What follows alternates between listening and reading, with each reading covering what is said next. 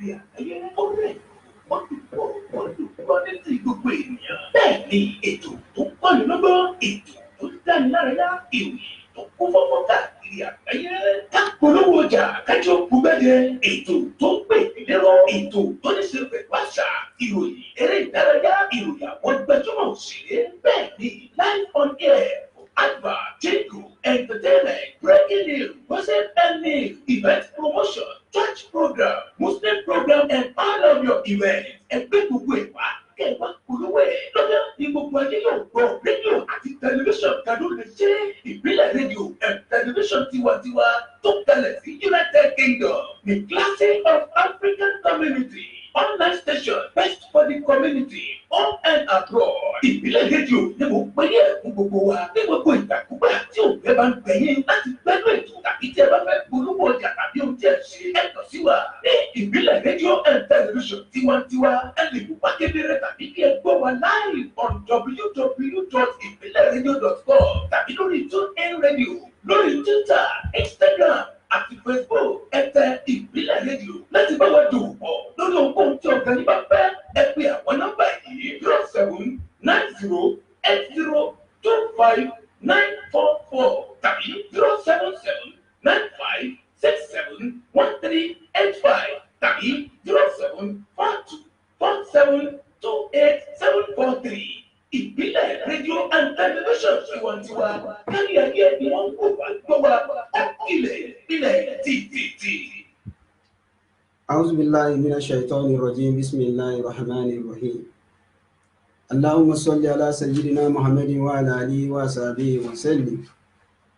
الحمد لله رب العالمين الرحمن الرحيم مالك يوم الدين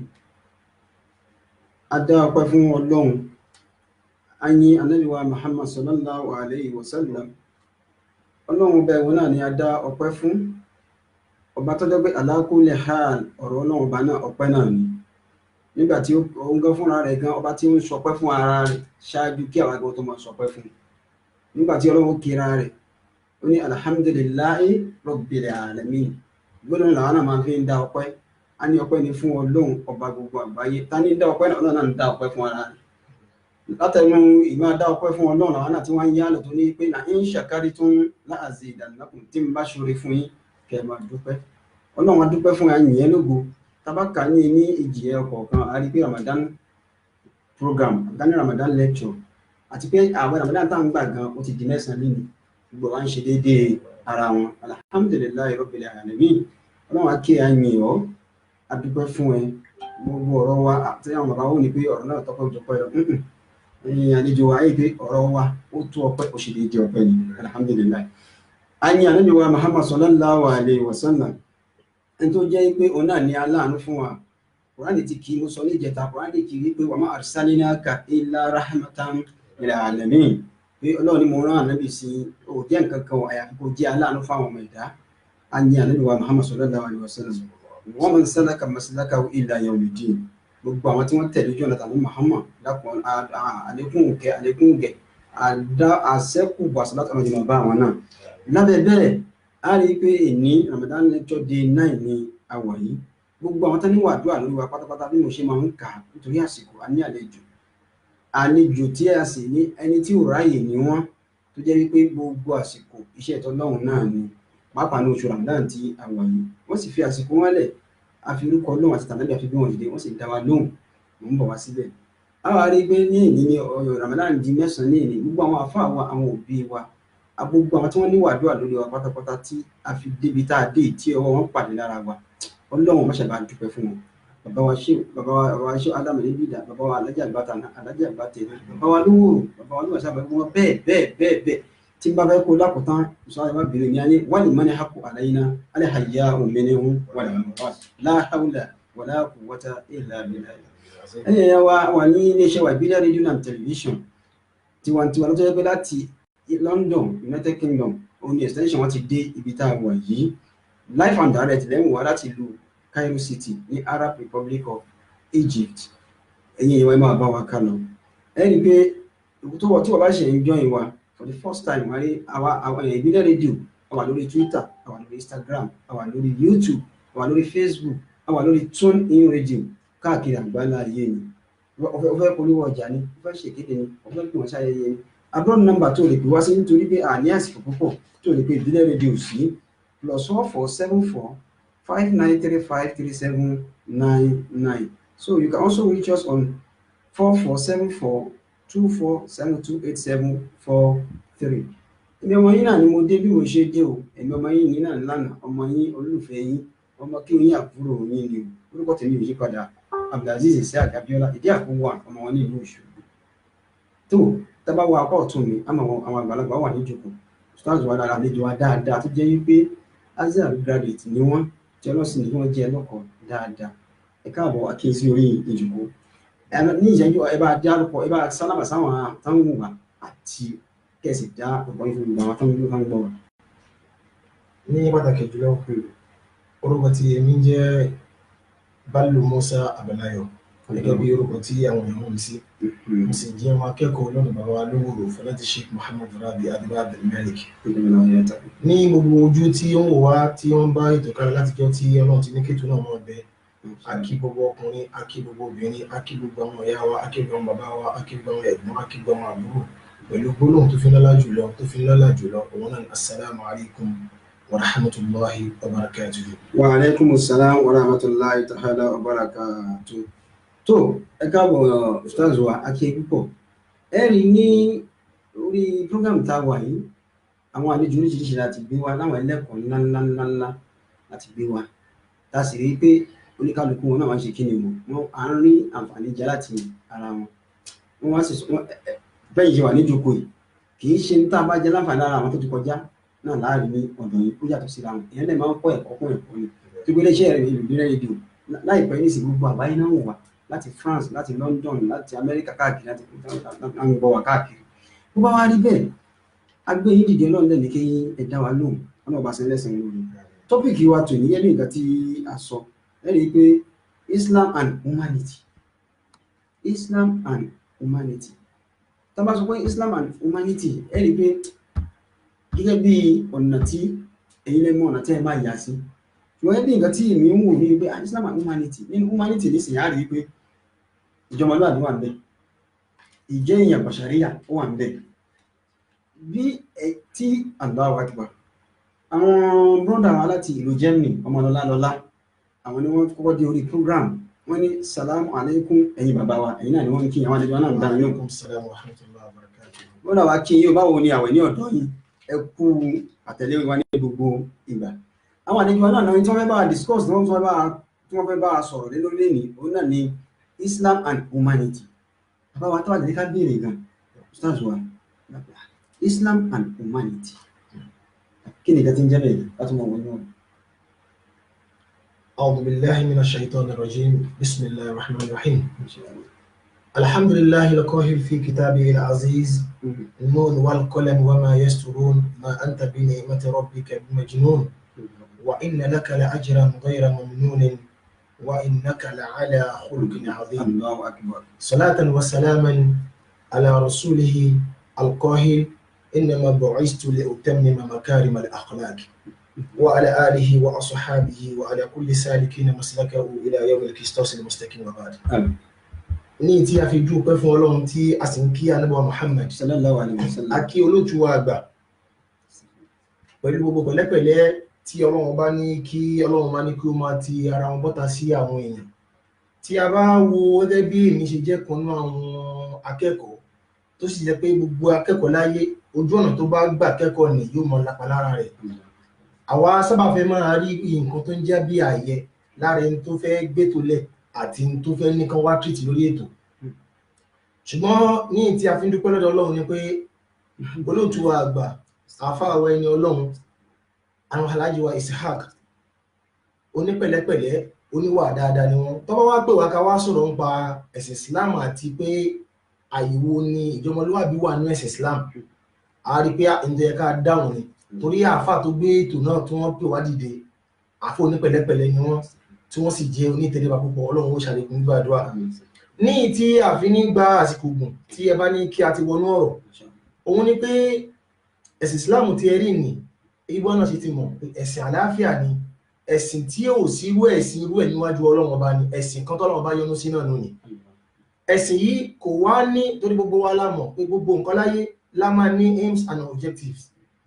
gbogbo nǹkan tó bá sì ní beginning ló máa ní destination ibi tí nǹkan náà ń lọ ẹ̀sìn Islam ò níbi nǹkan míì tó ń pò wá lọ sí ju ibi ìjọmọlúwàbí lọ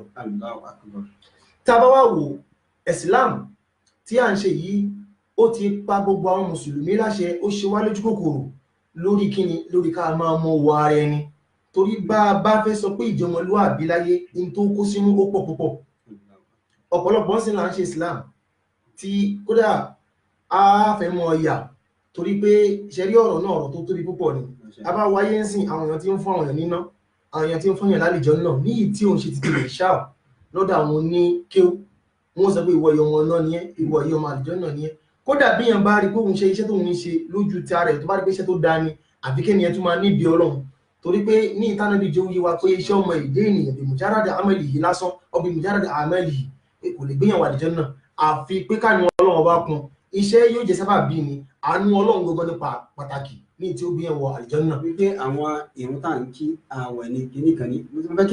kẹ́ láyé wa dáadáa pé kò lè gbé wa lọ àlejò náà àyàfi pẹ̀lú àánú Ọlọ́run kẹ́ni tí ó ń kí tó ń gbà kó má jọra ẹ̀ ní ojú torí pé ìrun kíkí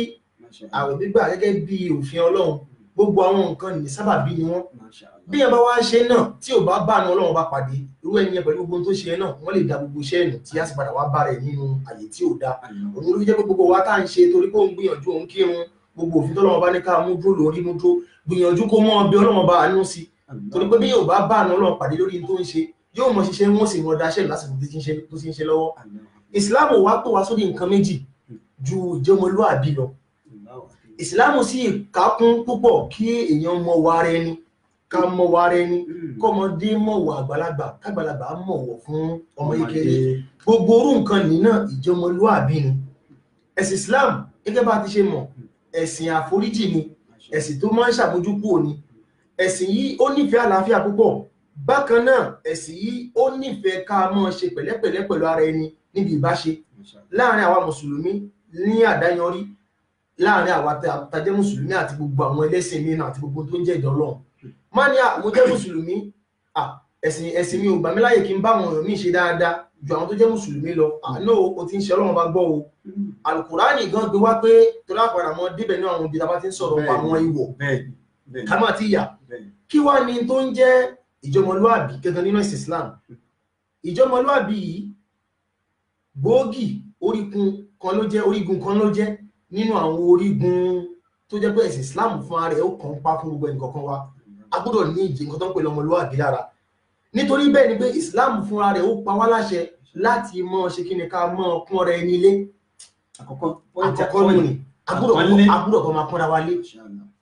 gbogbo àwọn olóòtú wa gẹ́gẹ́ bá ti ṣe ń sọ ní mọ ríyàn tiwa káwá máa ń yé pẹ̀lú nǹkan tí ò bá sí lára ẹ̀ ìkọ́nù àwọn olórin ó ní látẹ́tìmọ̀ antu inuna wa nukirimakum wa anna kufala adha ankum wa tuzuna afani mo retí àpọ́nlé lọ́dọ̀ mi nígbà tí wọ́n yẹpẹrẹ mi lọ́wọ́ ó yẹpẹrẹ mi ó sì retí àpọ́nlé lọ́dọ̀ mi èmi wá ń gbé àwọn aburú mo ń gbé jìnnà sí ọ láyé bẹ́ẹ̀ ìwọ sì ń di gbogbo nǹkan tó já burú ló ń ti sọ́dọ̀ mi má retí àpọ́nlé lọ́dọ̀ mi o nígbà tó bá jẹ́ pé gbogbo tí wọ́n ń ti sọ́dọ̀ tèmi nǹkan àbùkù ni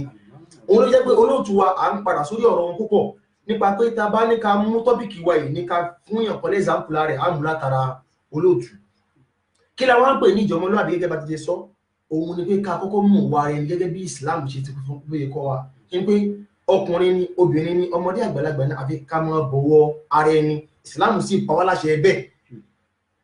lẹ́yìn tí a bá wá ń bọ̀wọ̀ ara ẹni tán a gbọ́dọ̀ mọ̀ pé àwùjọ wa tá a wà ó ní ẹ̀tọ́ lọ́dọ̀ wa ó sì ní ìwọ̀ tá a gbọ́dọ̀ máa fún lára ìjọmọlúwàbí náà ni èèyàn ní mọ ọjọ́ wọn ìlú kan kó wá máa rìnrìn àjò lọ sáwọn àyè kan bí o travel lọ sí irú àwọn ọmọ Nàìjíríà tó kó Nàìjíríà tó lọ sí France ọmọ Nàìjíríà ní o lọ sí Amẹ́ríkà ọmọ Nàìjíríà ní o wá sí Egypt kó wá máa wá borúkọ Nàìjíríà jẹ́ nínú ìlú tí o wà yìí náà ìjọmọlúwàbí tara rẹ̀ ò tó nù ni lára mú pé ìjọmọlúwàbí láyé a gbọ́dọ̀ mọ fún ọmọ làkejì a gbọ́dọ̀ mọ fún lẹ́tọ̀ọ́ rẹ̀ bákan náà ìlú tó jẹ́ ìlú wa a gbọ́dọ̀ mọ ṣe kíni a gbọ́dọ̀ mọ fún ní ẹ̀tọ́ títí rẹ̀ ká má máa ba ìwọ̀ tó jẹ́ ìwọ̀ Nàìjíríà jẹ́ látara ìṣẹ̀dá títí wa látara ìwà burúkú tí àwọn mú ká sì wá mọ̀ ìjọmọlúwàbí torí pé gbogbo ọ̀pọ̀lọpọ̀ láyé tá a wà yìí kódà ní àwọn tó jẹ́ èèyàn funfun àwọn èèyàn dúdú ẹlòmíì èèyàn dúdú náà lòun náà nípa pọ́lọ̀ wọn wá dá lára kó bí àwọn jẹ́ èèyàn dúdú tó wá mọ́ lára bákan yóò wá mọ́ ara wọn míì bá mi pé àwọn eléyà wọn tó bí tá a wà yìí wọn tó rú wa bẹ́ẹ̀ sì ni Al-Qur'ani jẹ́ kó yé wa pé yá ayyuhan nasu ittaqu rabbakumul ladhi khalaqakum min nafsin wahidatin wa khalaqa minha zawjaha wa batha minhuma rijalan kaseeran wa nisaa wattaqullaha alladhi tasaaluna bihi wal arhama inna Allaha kana alaykum raqiba. Al-Qur'ani jẹ́ ó yé wa pé lẹ́yìn tá bá páyà Ọlọ́run Ọba tán ká máa mọ̀ pé Ọlọ́run Ọba ọba tó dá gbogbo èmi àtiwọ́ látara ẹ̀mí kan tó mì pé èmi àtolóòtú yàtọ̀ síra wa ẹ̀mí kan náà lọ́lọ́run ti dá gbogbo ẹnì kankan wa. Bá ti wá rí bẹ́ẹ̀ bá ti wá rí bẹ́ẹ̀ aya Al-Qur'ani ni a ké síwájú tọ́lọ́run ti ń sọ pé batha minhuma rijalan kathiran wa nisaa tá bá ti wá rí pé látara ẹ̀mí kan lọ́lọ́run ti dá gbogbo wa àfi kí ni àfi ká ṣe pẹ̀lẹ́pẹ̀lẹ́ kẹ́ni tọ́lọ́run bá fún tó ṣe lọ́lọ́lá kó má rí ẹni tí Ọlọ́run bọ̀ ò tí ní kí ti tọ̀dọ̀ rẹ̀ pọ̀ tó tòun kó má rí bí ẹni tí ò jámọ́ kankan torí ohun tó máa ń já ìjọmọlúwàbí èèyàn níwájú Ọlọ́run tó sì ń ba ẹ̀sìn yẹn jẹ́ òun ni ká máa fojú kiri ara ẹni. ẹ̀yin èèyàn wa wọ́n ní káròyìn mẹ́ta ìròyìn káròyìn ẹ̀kọ́ tó ká bá yàn bẹ́ẹ̀ ká bá bẹ́ẹ̀ kọ́ tó kí á bá wọn jù bẹ́ẹ̀ lọ tí n bá gbọ́ yé nínú ọ̀rọ̀ bí ọ̀rọ̀ ṣẹ́jú mẹ́wàá nísìnyí mo ti rí nǹkan bí oríṣiríṣi mẹ́rin márùn-ún dì mọ́ mo dẹ̀ nígbàgbọ́ wípé gbogbo àwọn táwọn gbọ́ wa táwọn wà bẹ́ẹ̀ mi náà ṣe rí làwọn náà rí ẹni tó yé wa wípé ìjọmọlúwàbí gan Islam bá kọ́kọ́ fi yé wa pé èyí gbọ́dọ̀ ní àpọ́nlé ó dẹ̀ gbọ́dọ̀ bọ̀wọ̀ ìlú tí wọ́n ti wá kí orúkọ ìlú rẹ̀ má bàjẹ́ látara rẹ̀ inú ìjọmọlúwàbí nìyí bẹ́ẹ̀ àmúdáwà tó wà ẹ tó wá ní yé wa wípé kì í ṣe mùsùlùmí sí mùsùlùmí nìkan pé kò jẹ́ ẹlẹ́sìn míì náà ìjọmọlúwàbí ó ṣe láàrin ara wa síra wa àwọn ọkùnrin àṣẹ ọ̀rọ̀ tẹ́ sọ yìí ṣé ìwà Sàláfì àwọn ni wọ́n kọ́kọ́ wá sórí program nígbà tí wọ́n sọ ọ̀rọ̀ kan èmi sì ń jẹ́rìí sí ọ̀rọ̀ yín ni wọ́n ní pé bàbá wa Lazari àgbà wọ́n ní wọ́n sọ̀rọ̀ kan jọ kan wọ́n sọ pé ti ẹ̀sìn àti Christianity ní kíní ẹgbẹ́ sí ẹgbẹ́ kan náà anybody tó bá kọ́kọ́ rí pé jìnsíyà yìí pé bàṣàríyà ó ti kọ́kọ́ pa yín pọ̀ náà pé èèyàn bíi tèmi ní lágbájá nígbà tẹ̀kọ́ fi ìmọ̀ ìjẹ́yà bíi tiẹ̀ ó ti ní ìwọ̀ tí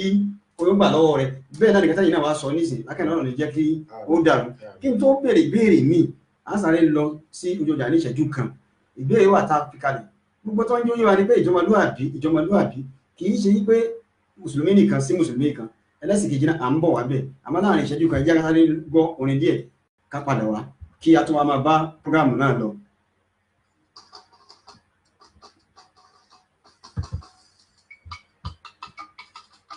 ìwọ ni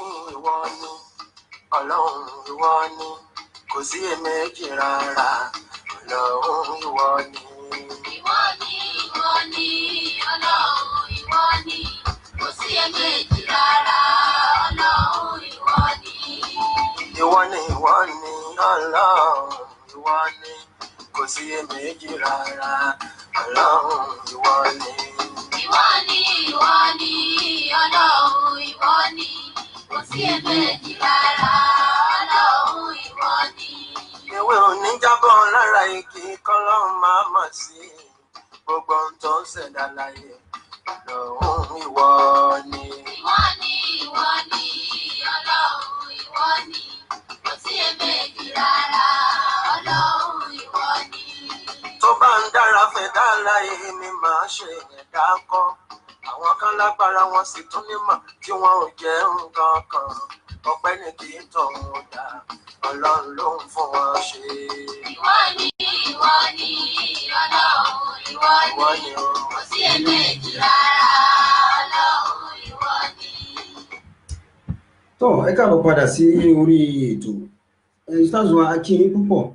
ẹ kú làákàyè Ọlọ́run ní jẹ́ kí làákàyè náà kí ó dá Ọlọ́run bá ṣe àlékún mímọ̀ náà inú wa dùn púpọ̀ mo sì mọ̀ pé àwọn tá ń gbọ́ àwọn náà ń gbádùn wa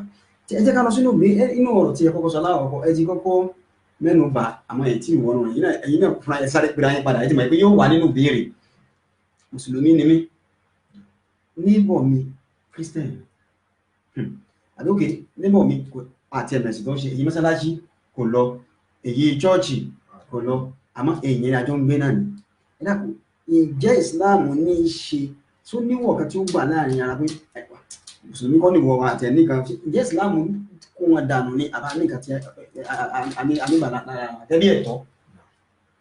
Gẹ́gẹ́ bí ìbéèrè wa àkọ́kọ́ kí a tó dáhùn béèrè ẹ jẹ́ kí a wọnú àdìsí ànábì Muhammad sallallahu alaihi wasallam. Ànábì sọ nú àdìsí rẹ̀ kan pé ó ní lan tadkhulu al-jannata hatta tu'minu ó ní walan tu'minu hatta tahabu. Ànábì ní ní rí àlìjọ́nà láti lè wọ àlìjọ́nà tí ó lẹ́tọ̀ọ́ fẹ́ láti lè wọ̀ nígbà kó tó di pé ẹ padà ní ìpáyọ̀ Ọlọ́run tẹ gbọ́ Ọlọ́run bá gbọ́ kó tó di pé ẹ lè ráàlìjọ́nà wọ̀ ó ní gbàgbọ́ nínú Ọlọ́run Ọlọ́run ọba ọ̀kan ṣoṣo ni. Ó wá ní àlè gbọ́ Ọlọ́run bá gbọ́ bá a bá ti nífẹ̀ẹ́ ara ẹni. Èyí wọn á dún pé àlè gbọ́ Ọlọ́run bá gbọ́ bá a bá ti nífẹ̀ẹ́ ara ẹni. Èyí ti jẹ́ ká mọ̀ pé gbogbo ẹni tó bá torí gẹ́gẹ́ bá ti ṣe fẹ́ wọnú ọ̀rọ̀ ó ń jẹ́ ká mọ̀ pé òkú púpọ̀ ìwọ pọ̀ tó sì ń jẹ́ pé gbogbo àwọn wọ̀nyí náà ń sọ fún wa pé ẹni tá a bá bárò ẹ̀ lára ọmọlúwàbí èèyàn ni. Àwọn wọ́pọ̀ ká sáré rẹ̀ lára ìjọmọlúwàbí ni ẹlòmíì ti débi tó ń lọ tán kò rántí àjàbá tó bí lọ́mọ mọ́. Ká wá lọ ní ìbéèrè tẹ béèrè òun ń sọ fún wa pé òun là ń pè ní ọ̀dà àwọn oníkẹ́ òní òkúkú al-aqliyat, the rights of the minority. Àwọn làwọn tó jẹ́ pé èèyàn jọ ń ṣe pọ̀ ni tó jẹ́ pé bí ẹ̀sìn kan làwọn èèyàn ń ṣe lọ́tọ̀ àbáwa náà ń ṣe nǹkan àbí kódà àmọ́rú nǹkan táwọn èèyàn ń ṣe. Ìsìlámù sì ti pa á láṣẹ torí Al-Qur'ani tẹ rí nì ìwé Ọlọ́run ọba ni tí òun ṣe pé èèyàn ló kọ́ tó ń pàtó ọ̀dọ̀ Ọlọ́run ló ti wá. Òfin kò ṣẹ́kù náà Al-Qur'ani Ọlọ́run ní ma faratna fil kitabi min shay'in nǹkan kò kù náà Al-Qur'ani tá a sọ ń pa Al-Qur'ani ò fi àyè kanlẹ̀ nínú nǹkan tó ń jẹ́ ẹ̀tọ́ àbí ìwọ̀ Al-Qur'ani ò sọ̀rọ̀ ń pa àdìsí ànábì mọ́mọ́ ó sì gbé wá bẹ́ẹ̀. Ó ní ọlọ́run láyé pátápátá ní ìtọ́jẹ́ bó lẹ́tọ̀ léyàn ní lẹ́ranko ní gbogbo wa pátápátá ọlọ́run bá ti sọ̀rọ̀ ọwọ̀ tó ń bẹ fún oníkálùkù nínú Al-Qur'ani a sì rí bẹ́ẹ̀ nínú àdìsí ànábì Muhammad. Nípa orú ìbéèrè tẹ wá béèrè ní èyí bóyá Christianity ni ẹni yìí àmọ́rọ́ ẹ̀sìn tó ń ṣe ṣó níwọ̀ lọ́dọ̀ wa àbí kò níwọ̀ tọ́ba irú ẹni yìí níwọ̀ lọ́dọ̀ wa kódà nínú àdìsí ànábì Muhammad ànábì ní lan tu'minu ànábì wọn ní ànábì ìtání okò ń pariwo lan tu'minu àbí lan yu'minu àti lè pẹ̀lú olùgbàgbọ́ ànábì sọ́lẹ̀ mẹ́ta. Àwọn sàábí wá ní man ya Rasulallah tálẹ́ tó ń bá wà ànábì ní alladhi la ya'manu jaruhu bawa'iqahu òun lẹ́ni tó yẹ pé òfèmí tán bá pé aburú owó ẹ̀ ó lè tọ́ sí ọ̀dọ̀ alábàgbé. Ẹni tó jẹ́ alábàgbé ẹni a máa jẹ́ Christianity a máa jẹ́ Christian. Ànábì ò mẹ́ńṣán ní mùsùlùmí ó lẹ́ni tó bá jẹ́ alábàgbé ẹni ìfẹ̀mí balẹ̀ lórí aburú ẹni bí ẹni tó bá mọ̀ pé a máa báyàwó níyàwó sùn ni. Kí ẹni tó wá jẹ́ alábàgbé ẹ wá jẹ́ Christian tó sì jẹ́ pé ẹni yìí mùsùlùmí ni tẹ́ni tó wà lẹ́gbẹ̀ẹ́ ni wọ́n bá gbélé yìí o tóun bá sí níjọ́ kan àbí kó lóun tẹ̀ fẹ́ travel kó fẹ́ fi lélẹ̀ fún ó ṣe kó lọ rọ́ọ̀lù ìyàwó òun kó ba ní àjọṣepọ̀. Ànábì nínú ẹni bẹ́ẹ̀ ìgbàgbọ́ rẹ̀ ò tí ì pé torí ta bá ní ká máa wọnú kéwú torí láàyò mínú àti lè pè lẹ́ni tí gbàgbọ́ rẹ̀ báwọn mi bá fẹ́ tu ó lè tu pé àti lè pè olùgbàgbọ́ ni ṣùgbọ́n gbàgbọ́ rẹ̀ ò tí ì pé nígbà tó yẹ pé alábàágbé rẹ̀ ò lè fọkànbalẹ̀ lórí aburú rẹ̀ ó lè pé ó lè ṣeun níjàmbá. Bàbá wa Adédòkun Adétọ́lá àwọn ni wọ́n ti wà lórí program radiyallahu ta'ala bàbá wọn Ọmọlọ́lá ọ̀rọ̀ tẹ́ sọ nísìnyí yẹn pé ǹjẹ́ ànábì lè dárúkọ ẹlòmíì tí ì ṣe mùsùlùmí ọ̀rọ̀ náà jọ wọ́n lójú pọ̀ àwọn náà kí lórí ẹ̀ nígbà ànábì lè dárúkọ ẹlòmíì mo pé bóyá nígbà tí pé nàìyún mi nù kí ní kò sọ pé bóyá mùsùlùmí ni àbí kírísítẹ́n. Ǹgbà tí àdìsí wa bá náà ti ṣe rí ẹnìkan ní gbogbo àwọn tá a lórí ètò ẹ̀sìn Islam tí a sì ń ṣe yìí ẹ̀sìn kan tí ọgbọ́n ò gbé ni. Ó ní la yu'minu ànábì ní tábàwò síyák òun ni pé tààlà àwọn tó wà níbi tánàbí ti ń sọ̀rọ̀ àríbáwọn sọ àbá àwọn mùsùlùmí ni. Ó ní wọn tí lè pè lólùgbàgbọ́ àbíká ní ìgbàgbọ́ orú ẹni yìí ò tí lè pè wọ́n wá ń bèèrè pé ànábì ta ni ànábì wá dáhùn lóhùn pé alladhi la ya'manu jaruhu bawa'iqahu òun lẹ́ni tẹ́ pé ẹni tó ń bá gbé kò fẹ̀ ní balẹ̀ lórí aburú rẹ̀ pé aburú rẹ̀ ó lè dúró ẹ̀tọ́ sóhun gbà mí àbí kó pé ìjọ tó ń tiẹ̀ lérò gan ó lè ṣe òun láburú. a sì sọ́nà àdìsí kan síwájú pé ànábì tún sọ́nà pé láńtẹ́jú kò lúlí jannata lè wọ àlìjánná o àtàtúmìnú tẹ́ẹ̀fì gbọ́lọ́wọ́ wa gbọ́ ó bá tún lè di onígbàgbọ́ àtàtàhábù tẹ́ẹ̀fì máa dípẹ́ ní ìfẹ́ ara yín gbogbo ẹ̀dọ́ ọlọ́run ọba pátápátá ló ti kó sínú ọ̀rọ̀ kò ṣe mùsùlùmí nìkan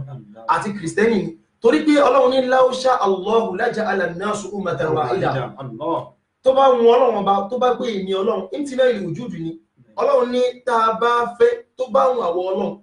a sọ pé gbogbo àwọn ẹ̀dá ọlọ́run ọba kẹwàá lójú ọ̀nà kan ó ní pé àìsí lójú ọ̀nà táwọn míì náà sì lójú ọ̀nà yìí náà ọlọ́run bẹ́ẹ̀ ìwò wa ní wá bá ọlọ́run bá mi gbìjà ọlọ́run o ní máa lóun gbìjà ọlọ́run kó má máa kó sínú ẹ̀ṣẹ̀ torí Al-Qur'ani la gbọ́dọ̀ máa tẹ̀lé ọlọ́run ní tabarẹ́ni tó bá ń pe ẹlòmíì lẹ́yìn mi ọlọ́run ó ní má bu wọn o kó má fàyẹ̀sùbùláhà adwa bighayri ilmi kó má máa di pé ó mọ̀ bú ọlọ́run ọba ní ìtò onímọ̀ pé ọlọ́run ọba ló ti ń bú látara rẹ̀ wọ́n ló fẹ́ gbìjà ọlọ́run ni ọlọ́run ò sì ṣe gbìjà ọlọ́run ti sọ fún Ànábì Muhammad pé id'u ila sabili rabbika bil hikma wal mau'izati al hasana bí ẹ bá fẹ́ pèèyàn sójú ọ̀nà ọlọ́run gan á pè pẹ̀lú pẹ̀lẹ́pẹ̀lẹ́ ni torí pé ká pè kó gbà ọwọ́ ọlọ́run ló wà ẹni tí ò bá wá gbọ́ tí ó gbà ìyẹn ò ní ká má bá ṣe àjọṣepọ̀ pọ̀ ẹ̀dá kan náà ní gbogbo wa ọlọ́run ló sì dá wa ọlọ́run ló ń gbọ́lá fún apá kan nínú yín òun gbọ́lá fún wọn ju àwọn apá kan lọ bí gbọ́lá tọ́lọ́run gbọ́lá fápá kan ju apá kan lọ ìyẹn wà ní kó rẹ́ni tọ́lọ́run gbọ́lá fún ẹ jùlọ kó máa ṣe dáadáa sí torí látara dáadáa tó bá ṣe fún òun náà ló ṣe ṣe kíró ẹni yẹn padà wọnú ẹ̀sìn Islam àbílú ẹ̀sìn tó ń ṣe torí Ànábì Muhammad sallallahu alaihi wasallam ó ní jubilatil qulubu ala hubbi man ahsana ilayha Ànábì ní gbogbo ẹ̀mí tẹ́rí nì náà a mọ́ nípa akọ̀ǹpa fún pé kó nífẹ̀ẹ́ gbogbo ẹni tó bá ti dáadáa sí mùsùlùmí ni ẹ́ o sì rí pé alábàgbé rẹ̀ yìí ẹlẹ́sìn mi ni kò sí tó kàn pẹ̀lú ẹ̀sìn tó ń ṣe tó bá fẹ́ pè sójú ọ̀nà ọlọ́run pé pẹ̀lú pẹ̀lẹ́pẹ̀lẹ́ ìyẹn ò dí àjọṣepọ̀ dáadáa àárín yín ìyẹn ò dínkù ṣe dáadáa sí ìyẹn ò dínkù torí pé lára ìjẹmọlúwàbí tẹ́sí Islam pọ̀ sínú ni tó bá ti wá rẹ́ nìyẹn tó ń ṣàìdá sí tó ń ṣe tí ò dá sí irú wọ fún ara ìgbàgbọ́ tí ò tí pè torí pé àìgbọ́lọ́run tó ń gbọ́lọ́run bá gbọ́ ni àbí tí ìgbàgbọ́ tí ò tí dé pé kó ń gba ìsìn kó embrace Islam yẹn kò ń ṣe mímọ̀ ṣe títí ìwọ náà pé ó di mùsùlùmí ọlọ́run bá ló dídé wọn náà ló fi wọn náà sí bẹ́ẹ̀ ìwọ náà máa ń ṣe àìwá ṣe bẹ́ẹ̀ yẹn náà ìyẹn ò túmọ̀ pé gbogbo ẹni tí ò ṣe mùsùlùmí ni ó wọ náà bẹ́ẹ̀ sì gbogbo ẹni tó ṣe mùsùlùmí kọ́ ló wà àlìjánnà gbogbo ẹni tí ò ṣe mùsùlùmí kọ́ ni ó wọ náà àtọ́bà gbogbo tó ṣe mùsùlùmí kọ́ ni ó wọ àlìjánnà bẹ́ẹ̀ ni ọlọ́run jẹ́ làákàyè náà dáa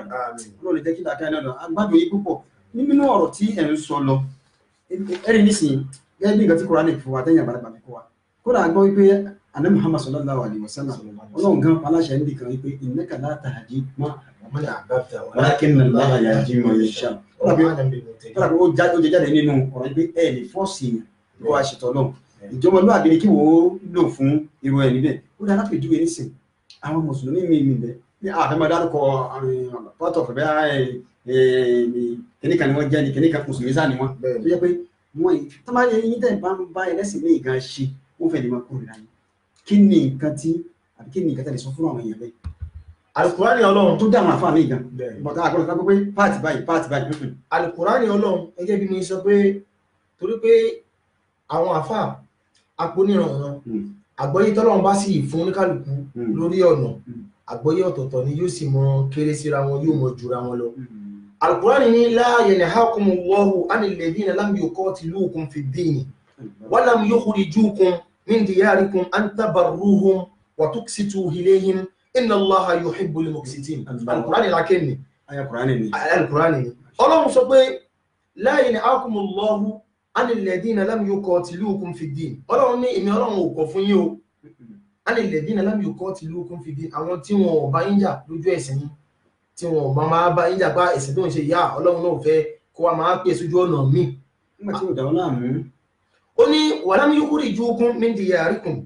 tí wọ́n sì dúgbẹ́rẹ́ wọn fogun lé yín kó nú lé gbé àyàn bú ni mùsùlùmí ni ẹgbà ẹlẹ́kó lé ẹgbà ẹlẹ́bẹ̀lẹ́sìn mi ẹgbà kíní kan tí ò ṣerú ẹ̀ an tabarruhum Al-Qur'ani ní èmi ọlọ́run ò kọ fún yín pé kí ṣe dáadáa sí àwọn ẹni bẹ́ẹ̀ ẹgbà Al-Qur'ani ọlọ́run ní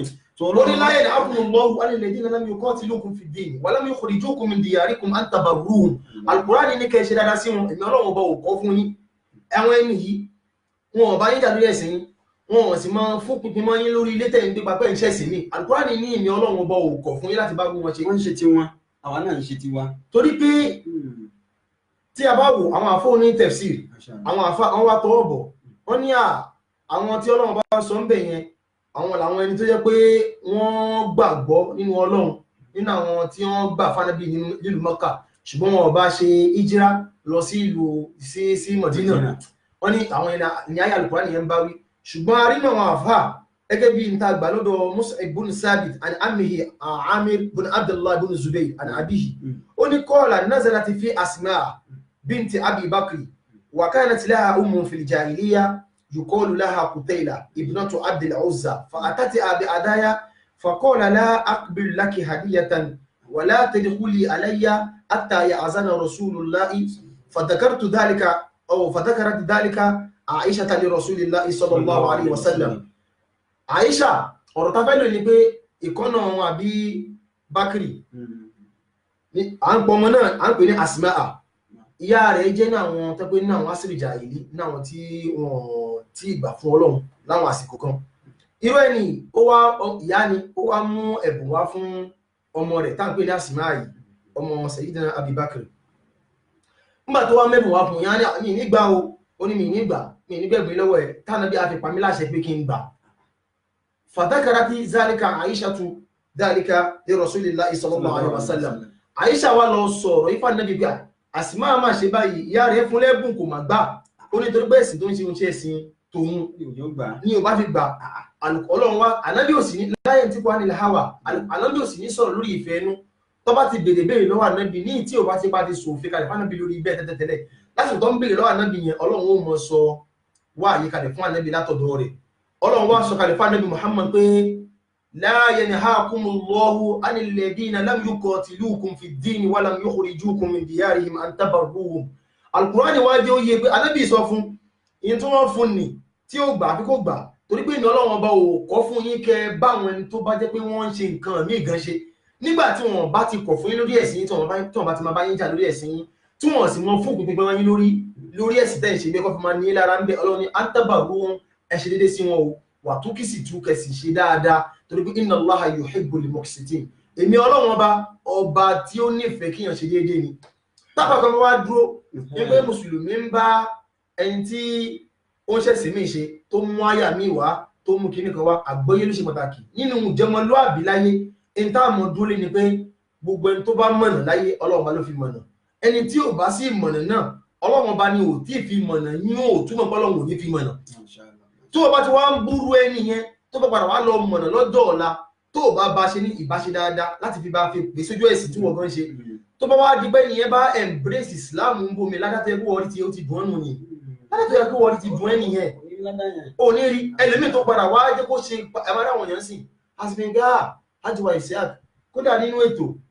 àwọn àfáwà Mukhtar Abdulsalam ó lè máa jẹ́rìí ọ̀pọ̀lọpọ̀ náà yẹn ló mọ̀ fẹ́ láwọn ẹgbẹ́ yẹn dìde wọn náà fẹ́ ṣiṣẹ́ Ọlọ́run lóòótọ́ àníyàn tó ní kálukú fi ń ṣe Ọlọ́run tàbí kọ́ ló mú ṣùgbọ́n ní ìta bá ní ká dájọ́ lórí zọ́ yìí ọ̀pọ̀lọpọ̀ mọ́ ní àfáwà àjọ̀dàbídàbí ní ìtí mo sì mú pẹ̀lú àwọn náà bẹ́ẹ̀ wọ́n ní àfáà Musa ìwé ilé olójáde torí kí ni gbogbo ọ̀pọ̀lọpọ̀ ní táwọn èèyàn ń ṣe náà wọ́n fi ń ṣe torí ayé yìí nígbà tẹ́ fi wá rán wọn bá àjẹwà Isiaq àríwọ náà tó ń ṣe nǹkan nítorí bá ayé wọ́n ṣe torí Ọlọ́run láti wá dá yín lò kó dé lẹ́sìn mi náà dá lóhùn torí ó ṣiṣẹ́ látara dáadáa tá a bá ṣe nìkan náà bá kù sílẹ̀ sí títí wa Al-Qur'ani ò ní asá fún wọn báwọn ṣe gẹ́gẹ́ bí ìjẹ́ pé nínú gbogbo wọ̀láyé Al-Qur'ani dárúkọ hukukul aqliyat òun ni the right of the minority. The right of the minority. Ustaz wa aki púpọ̀ ẹ̀kọ́ àtúntò ṣe rí àwọn èèyàn ń béèrè ìbéèrè ní wọ́n send ní kọ́mẹ̀ntì mo ti rí kọ́mẹ̀ntì wọn. Wọ́n ní ọba lolúwa ẹ má bẹ̀rẹ̀ bí wọ́n mìíràn àbídájì ní ṣe mí lógo. Arígbọ́ ẹ̀ṣẹ̀ yín first of all ẹ kọ́ sọ country tẹ́ tí ń wù wá ná kẹsẹ̀ ǹjẹ̀ sí wa. Question tí wọ́n béèrè tí máa ní kárí kọjá lórí ẹ̀ kọ́mẹ̀ntì mi àtúngùn lórí àníri mọ́ kí a tó máa bá ìtòlò aṣì ní àsìkò díẹ̀. Ẹni wọ́n béèrè pé ẹ kọ́ send country tẹ́ tí ń wù wá ó ti escape mind mẹ́jọ má bínú torí Ọlọ́run. Wọ́n ní ẹjọ́ sà ṣé kò sí nǹkan tó burú fún obìnrin mùsùlùmí tó bá fẹ́ ọkùnrin Christian? Irú ìbéèrè tí wọ́n béèrè kí Ọlọ́run jẹ́ kí ó dá fún ẹni tí ó béèrè torí gẹ́gẹ́ bá ti ṣe sọ ẹ̀sìn Islam ìmọ̀ ni èèyàn kì í fi ọgbọ́n gbé ṣe rí nínú gẹ́gẹ́ kan sí pé àwọn tí utul kitab ìyapẹ̀ inú pọ̀ lọ́dọ̀ àwọn àfà pé iṣẹ́ àwọn tán fún ní tíra ṣáwọn nọ̀sọ́rá ń bẹ́ ń bẹ̀ àbí wọn sí ń bẹ̀ nọ̀sọ́rá ń bẹ́ náà tá fún ní tíra lóòótọ́ ṣùgbọ́n ṣáwọn tí nọ̀sọ́rá tá sọ ṣáwọn tó ń bẹ jì sí ni àbáwọn tí wọ́n ti lọ pé àfẹ́ irú àwọn tó ń ṣe irú ọ̀nà yẹn mọ́ nísìnyí ọ̀nà tó gbà tọ́ tábà wá ní ká dúró lórí bẹ́ẹ̀ ní àkọ́kọ́ ẹni tó jẹ́ mùsùlùmí ọkùnrin gẹ́gẹ́ bí bá dìsí pọ̀ ànímọ̀ wọnú ẹ̀ tó dásìkò ni ó wà lẹ́tọ̀ọ́ pé ọkùnrin tó jẹ́ mùsùlùmí tí a bá wá wò ó nínú ìrìn àjò pé láti jagun sójú ọ̀nà Ọlọ́run ó lè fẹ́ kìrìsìtẹ́nì ti obìnrin torí pé ó rọrùn fóun láti dẹ́ ìyẹn padà sínú ẹ̀sìn tí ọkùnrin mo bá fẹ́ àfi obìnrin kìrìsìtẹ́nì ó rọrùn láti change dá obìnrin yẹn padà sínú ẹ̀sìn Islam yóò bá ṣe ṣùgbọ́n tá a bá ní kóbìnrin mùsùlùmí kó lọ fẹ́ ọkùnrin kìrìsìtẹ́nì a mọ̀ pé normally inú ẹni tó ń lẹ́sìn ọkùnrin ọkọ ló lẹ́sìn ẹ̀sìn tọ́kọ bá sì ń ṣe níyàwó ṣe obìnrin náà jẹ́ ní pé wọ́n lóbìnrin ò lẹ́sìn bẹ́ẹ̀ sórú bẹ́ẹ̀ kò dáa ká ní kóbìnrin tó jẹ́ kìrìsìtẹ́nì tó jẹ́ mùsùlùmí kó lọ fẹ́ ọkùnrin tó jẹ́ kìrìsìtẹ́nì torí pé ó ṣeé ṣe kó má padà sójú ọ̀nà Ọlọ́run náà kó tara bí tó ti lọ yẹn kó má padà di pé tó gbójúmọ́ ìmọ̀ àbí ó lè wó máa rán ọkọ yẹn complete kó má rí ẹnìyẹn ṣe ṣùgbọ́n tó bá jẹ́ ọkùnrin mùsùlùmí gẹ́gẹ́ bá ti ṣe sọ gẹ́gẹ́ bí ìyapa ẹnu pọ̀ lórí bẹ́ẹ̀ ṣùgbọ́n àwọn àfáà mọ̀ pé tó bá jẹ́ pé ọkùnrin mùsùlùmí ni tó sì jẹ́ pé gbogbo tó wà wá jẹ́ lásìkò òun obìnrin kìrìsìtẹ́nì ó lè fẹ́ láníyàn pé òun mọ̀ pé yóò rí láti rí ẹnìyẹn yóò rí rọrùn fún láti yí obìnrin padà sínú ẹ̀sìn Islam ṣùgbọ́n pé kó ọkùnrin àbí obìnrin tó jẹ́ mùsùlùmí àbọ́kùnrin tó jẹ́ mùsùlùmí gẹ́gẹ́ bá ti ṣe sọ kó obìnrin tó jẹ́ kìrìsìtẹ́nì mùsùlùmí kó wá lọ fẹ́ ọkùnrin kìrìsìtẹ́nì irú yẹn kò dáa kò bójú mu torí pé ó lè lóhun máa rọ́kùnrin yẹn convince kó má sì convince ìyẹn ò bá ọ̀rọ̀ ìbájọṣepọ̀ mu o ìbájọṣepọ̀ pé ká ṣe dáadáa sẹ́ni kò ń ṣe ọ̀rọ̀ fífẹ́ ni ẹ̀sìn lélẹ́yìn ẹ̀sìn ọ̀rọ̀ ẹ̀sìn lélẹ́ ọ̀rọ̀ dájọ́ Ọlọ́run ni torí Ọlọ́run bá ti sọ pé al-yawma akmaltu lakum dinakum wa atmamtu alaykum ni'mati wa raditu lakum al-islam dinan ìyẹn túmọ̀ bẹ́ẹ̀ sìn kankan tọ́lọ́run bá yọ́nú sí òsì afẹ́sìn Islam ṣùgbọ́n tí mùsùlùmí bá wá rí pọ́kùnrin lòun ó rẹ̀ obìnrin kìrìsìtẹ́nì lórí àníyàn pé ẹni yìí èmi lọ́kọ ẹ̀sìn mi lọ ìyàwó sì ṣe tó bá fẹ́ tí ó dá padà sínú ẹ̀sìn ẹ̀ ó dá ìyẹn kò láburú ń bẹ̀ ṣùgbọ́n kóbìnrin tó jẹ́ mùsùlùmí kó wá lọ fẹ́ ọkùnrin kìrìsìtẹ́nì láyàn pé wọ́n kó máa rọ́kọ yẹn yí kó sì máa wá gbàgbé pé ọkùnrin ló ń lẹ́sìn kó wá nílé ẹ̀tàn kó má padà wá rí onítọ̀hún yìí yóò jẹ̀bi Ọlọ́run látara bẹ́ẹ̀ o. àwọn ìyá ẹni tó ń bá wa sọ̀rọ̀ wọ́n jẹ́ kó yé wa pé láti Dublin làwọn tí ń bá wa sọ̀rọ̀ ṣé mo rò wọ́n ti dáhùn question yìí wọ́n ní pé tó bá jẹ́ yí pé ọkùnrin ni Muslim tó jẹ́ pé ó fẹ́ fẹ́ obìnrin Christian ó ti ní agbára ìjẹ́ ọkọ pẹ̀lú àṣẹ pé mo lè change padà sínú ẹ̀sìn mi wọ́n lò ìfẹ́ tó bá jẹ́ pé obìnrin ló jẹ́ Muslim tọkùnrin lè jẹ́ Christian ó ṣe kó má rọrùn fún obìnrin yẹn láti rí ọkùnrin dàgbà ṣẹlẹ̀ sínú Islam pẹ̀lú kí bẹ́ẹ̀ ṣe gbé kalẹ̀ nìyẹn ṣùgbọ́n ọ̀nà kúmọ̀lá tó bá jẹ́ pé ọkùnrin wà á gírí pé ìwọ tí mo fẹ́ fẹ́ wọ́n fi hàn sí mi Muslim ni èmi gan tẹ̀tí òmìnir mi máa di Muslim tó sì ṣe bẹ́ẹ̀ nǹkan tó ṣe bẹ́ẹ̀ kó wọ́n tó wọlé tó gbà pé wọ́n tó wọlé tó bá gbé jọba ṣe nìkan ìwọ̀n ó sì ṣe bẹ́ẹ̀ pé ìjọ nìkan ìgbọ̀n ó sì máa di jù irú ọ̀rọ̀ bẹ́ẹ̀ kó máa di pé ẹni yóò wá lọ jẹ̀bi Ọlọ́run torí pé ọ̀rọ̀ ọkùnrin gbà mí ọ̀rọ̀ tí gbogbo oníkálùkù àwọn afọ́nikí wọn ní al-muslimuna ala shurutihim mùsùlùmí tó bá ní kinní kan tàbúrò bá lórí ilẹ̀ májèmú tó bá ti jẹ onílẹ̀ gbúdọ̀ parí ọ̀rọ̀ lọ sí kẹwàá lórí ẹ̀ bẹ́ẹ̀ ṣùgbọ́n bóbìnrin bá sọ fọ́kùnrin ń gbé ní ìnílé fi ọ àfi kó di ẹ̀sìn Islam kó di mùsùlùmí tẹ́ni ẹ bá fi lọ́kàn balẹ̀ ẹ bẹ́ẹ̀ ẹni tó da fún obìnrin yẹn jù ní pé kó tó di pé wọ́n so yìgì kó rí pọ́kùnrin yẹn ṣéǹjì torí tó bá sọ pọ́kùnrin yẹn máa ṣéǹjì tí ò bá padà ṣéǹjì tó bá di bẹ́ẹ̀ náà tó bá padà yá tó di bó bímọ ṣe kíní kan kò ní lè fẹ̀sìn tí kò ní lè fọ̀dọ̀ kọ́ lẹ́mù kó mọ̀ máa padà di pé wọ́n ń ka ọkọ̀ fóun yóò padà wá di pé ìsìlá kó wá rí pé ní ò ní lè ṣẹ̀sìn kankan àbí kó padà lọ ṣẹ̀sìn tí ọkọ ń ṣe nígbà tó kọ́ yẹn bá padà wá ṣéǹjì òfin tí ó sọ tí ó bá wá di pé mọ̀wá ìdè bá di mọ̀wá ìdè òkú lọ́dọ̀ àwọn àfọ̀ òní bàlágà ọ̀rọ̀ fún àfáà ní adab. Ustaz aki púpọ̀ Ustaz wa dáadáa ní orúkọ tí mo mọ̀ wá sí jù náà ni pé Ustaz wa Musa Oworo kọ́lá orúkọ tẹ́ ń dá ní ìsìtẹ́ bá dákọ̀ ẹ̀ ní ìgbòrò ẹ̀mí nínú àwọn ọmọdé jẹ́ bẹ́ẹ̀ Musa mo fọwọ́ mi kàn mọ́ ní Ustaz wa Musa mọ́ bọ̀ wá sí láti Nàìjíríà lọ́mọ náà wà láì rà sí mo ní Ustaz Musa ni mo gbé bọ̀ wá sí gẹ́gẹ́ oníṣẹ́ ìkẹta àwọn ájì yẹ̀kín mo ní bẹ́ẹ̀ ni ó ní mo ti mọ̀ wọ́n wà láì Nàìjíríà ni oníṣẹ́ Musa Oworo mo ní bẹ́ẹ̀ ni ẹ̀rí pé wọ́n dáhùn ìbéèrè náà gẹ́gẹ́ bí ó ti bí ìṣẹ̀rí àṣegbè kalẹ̀ bàbá wa Alhaji ọmọọba Abu Farouk wọ́n jọ ìwà láti Egypt bí bàbá wa Aziz Fadilullah àwọn náà wà lórí program tí wọ́n ń wò wá àwọn èèyàn pọ̀ tí wọ́n ń wò wá wọ́n sì máa ń pé àwọn ẹlẹ́kọ̀ọ́ tó sì ń gbọ́ wa Ọlọ́run ní jẹ́ kí làákàyè náà ní jẹ́ kí ó dàrú agbádùn ipò ní wàá dùn gan púpọ̀ ṣùgbọ́n ẹ ti jẹ́ kó yọ ayé pé humanity jọmọlúàbí wọn ni ẹni topic down treat lé ní Islam and humanity ní iléeṣẹ́ láti iléeṣẹ́ wa ìbílẹ̀ rédíò náà TV tó kalẹ̀ láti ìlú London sí ìlú Cairo life and direct ẹ̀ ń wò wá ẹ̀yin wa ẹ máa bá wa ká lọ a lè ń gbádùn àwọn ìbéèrè tí ẹ̀ ń béèrè lọ́wọ́ àwọn ustaz wa tí wọ́n sì ń dá wa lóhùn. Mo tún ìbéèrè míì tí mo fẹ́ mú wá nítorí àsìkò ẹ rí i pé ok nísìnyí mùsùlùmí ni nínú ìjọ ọmọlúwàbí nǹkan tí yẹn ṣe mọ̀ tí wọ́n fẹ́ ẹjọ́ yẹn bá fẹ́ ṣó ọmọlúwàbí sí oríṣiríṣi ìwà ni yóò jọ máa kọjá láàrin ẹ̀yin méjì ọ̀gbà báwo lẹ́yìn mùsùlùmí ti wá ní fẹ́ràn ẹ̀kọ́ wá kórìíra èèyàn ẹ̀kọ́ wá hìtì yẹn ìjọ ti pọ̀ jù sẹ́yìn ìgbà lẹ́mọ ọlọ́run ṣẹ̀mọ́ ọdún kan báyẹn ok nísìn wọ́n dáná oúnjẹ fún wa wọ́n gbé ẹran fún wa ṣáà lè jẹ́ a lè fún wọn lóúnjẹ wọ́n lè fún wọn ṣùgbọ́n ẹni tí èèyàn bá jọ ń gbé bíi níbọ̀ tẹ́gbẹ́ yẹn tí òjò tó ń dànù tẹ́ ṣe kíní káàbọ̀ kíní yẹn yóò rí bákan ní ọkàn rẹ̀ ṣùgbọ́n òwe bọ̀dá Ibrahim ṣe ẹ ti jẹun àwọn dáná bí náà tó ṣe pé tó ń pín ẹ̀gan Christian ni tó ṣe pé bọ̀dá mi láti bachelor sí ni ó sì pé wọn dára fún oúnjẹ ṣé ìwọ wà mẹ́rin. ní ìtí gẹ́gẹ́ bá ti ṣe sọ àwọn ìbáṣepọ̀ kan gẹ́gẹ́ bí ẹ̀sìn Islam ti ṣùgbọ́n wá ṣe rí gbogbo àwọn ọ̀rọ̀ míì àti ń sọ wa fawqa kulli zi ilmin alim. Masha Allah. òun ni pé tábà ti láti sọ́kàn pé gbogbo ẹ̀dá Ọlọ́run kò kọ́kọ́ sẹ́ni tó lágbára pé àlùjánnà rè wàá wọbẹ̀ à ń pè nǹkan ní insha'u à ń pè nǹkan ní khabar ìgbà míì wà tẹ́gbẹ́ yìí wọ́n mọ̀ mú nǹkan tó jẹ́ nǹkan òròyìn wá táàfin mọ́ ṣe àdúà bí ká sọ pé afakallah Ọlọ́run ọba owó ọ̀sán khabaru ni ṣùgbọ́n ó mú túmọ̀ insha'u wá nítorí pé à ń jẹ Ọlọ́run bá fún ni torí pé irú béèrè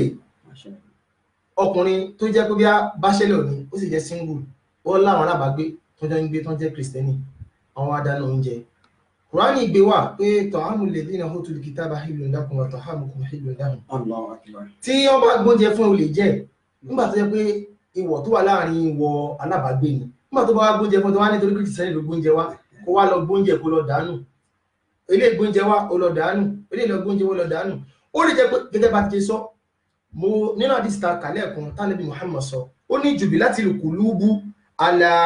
hubbi man ahsana ilayha wa bughdi man asaa ilayha aw wa bughdo man asaa ilayha àwọn afọ́ni kéwù ni tàbá fi ní wà bughdo ká má ma wọnú kéwù torí ètò àwẹ̀rẹ́lẹ̀ wà bughdo ala nazil khafidi ni bàbá ní wà bughdi ó máa jẹ́ àdá àti fi alal mahalli tí ó lọ wájú Al-Qur'ani anábì jẹ́ òye wa pé gbogbo ẹ̀mí tẹ́rì ni gbogbo wọn ní wọ́n máa ń nífẹ̀ẹ́ tó bá ń ṣe dáadáa sí wọn bẹ́ẹ̀ sì ni gbogbo ẹ̀mí lè máa rí tó máa kórìíra ẹni tó bá ń ṣe àìdásí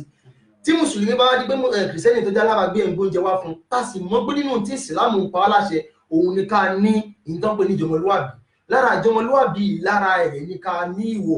ká ní ìbáṣe tó dáa pẹ̀lú alábàágbé ẹni torí pé ló ti ṣe ó ṣeé ṣe látara ìtú òṣè ń bẹ́ nìyẹn ṣe yẹn lára pẹ̀lẹ́pẹ̀lẹ́ tó ń bá ṣe nìkẹ́ nìyẹn tara ẹ̀kú wọnú ẹ̀sìn lára àbáṣe ẹni ìgbóúnjẹ wá ó wá ní kìrìsìtẹ́nì ní ẹ̀ mi lè jẹ oúnjẹ odóúnjẹ nù wọn náà lọ gbóúnjẹ fún òun náà ló jẹ ẹnu ó wá di pé mùsùlùmí máa bá mùsùlùmí ṣe kìrìsìtẹ́nì máa bá kìrìsìtẹ́nì ṣe ìjọba la tó fẹ́ rí àwọn tó bá wà lójú ọ̀nà bòmí àti fẹ́ rí wọn pọ̀ sínú ẹ̀sìn Islam kí kìrìsìtẹ́nì gbóúnjẹ fún mùsùlùmí wà láì jẹ́ kò sì jẹ́ pẹ̀lú àníyàn tó dáa tó bá jẹ́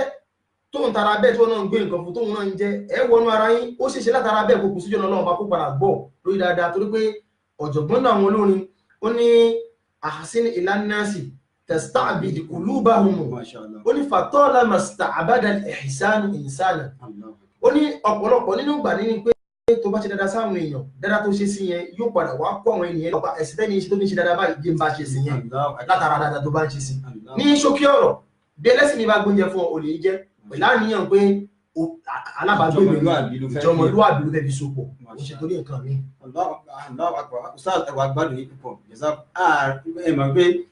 mo ń bọ̀ wá síbẹ̀ mo fọ̀rọ̀ yẹn pamọ́ di tabafẹ́ parí ètò bàbá wa Adédòkun Adétọ́lá wọ́n jẹ́rìí sí ọ̀rọ̀ yẹn wọ́n sẹ́ni kọ́mẹ̀tì ibi kòrán tó ní wà látẹ́ǹkì onímúṣe káàtì àtàtú mi tẹ́ ń sọ lẹ́ẹ̀kan torí àṣìkò jẹ́ kí onímúṣe káàtì àtàyò ìtẹ́lẹ́ pé wọ́n wá dàgbàrà sínú Islam àlìfẹ́ gẹ́bí nǹkan tí àwọn náà sọ inṣàlá so mọ́ mi wa ọba lúwa ṣe nílògù láti ìlú Dublin wọ́n ní àwọn agbádùn ìdáhùn sí question táwọn béèrè wọ́n ní ẹ ṣeun gan so wọ́n kí í gbé ẹ ṣe pẹ̀lú ìdáhùn tí bàbá wa ọmọdé lọ́nà dáhùn pé òdodo ọ̀rọ̀ lẹ́sọ bàbá wa gẹ́bí ìbéèrè tí wọ́n béèrè lẹ́ẹ̀kan tó bẹ́ẹ̀ ká máa tábà máa ka kọ́mẹ̀ntì wọn yóò rà pé àmọ̀ pé wọ́n ń wùwà pípé recognize pé ẹ̀yìn bó ṣe rí gangan òní onísìn kí a tó wá máa sáré lọ níṣẹ́jú kan but ìbéèrè kan wà nílẹ̀ tí mo fẹ́ béèrè tó mọ̀ pé láwọn kámẹ́rà tẹ́yìn náà mú wá fún wa tí a ti bá fi kún ọ̀rọ̀ ẹ̀rí pé ìkankan wà tó ń ṣẹlẹ̀ lágbàáyé tó bá ní pé wọ́n ju bọ́ọ̀bù mi kan o ẹ̀rẹ́ lómi ìgbìmọ̀ bá mùsùlùmí náà máa pè wọ́n ní wọ́n mú bọ́ọ̀bù wọ́n sọ mọ́ ara wọn wọ́n lọ church for blow ẹ ti mọ tí mo sọ ẹ burúkú náà bí àwọn terrorism yẹn kìíní yẹn ẹ̀rọ mi lè gbé àwọn lọ́nà pléènì àwọn ti bọ́ọ̀bù mọ́ra èmi lè fàgbọ́n yọ láyìn ìgboro kó máa pa àwọn yẹn tó bá wà lọ wà bọ̀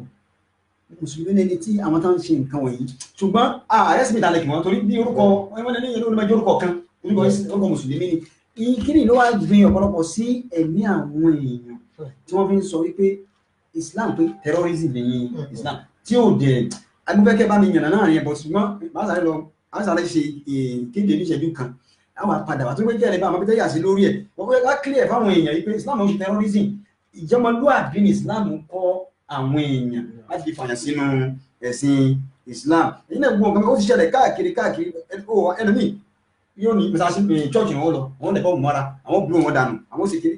Islam ẹ̀sìn dáàsì mọ́lá ní mùsùlùmí Christian wọn àpọ̀jù lágbàáyé láti jọ ń bára wa ṣe láàrin ìṣẹ́ ẹ̀jẹ̀ ká sáré gbọ́ lọ sójú ọjà ká padà wá kí wọ́n bá wa dáhùn sí àárín yẹn nítorí máa ń jẹ́ ìjọmọlúwàbí láàrin yẹn mẹ́fì gbogbo ayé wọn kí wọ́n gbọ́.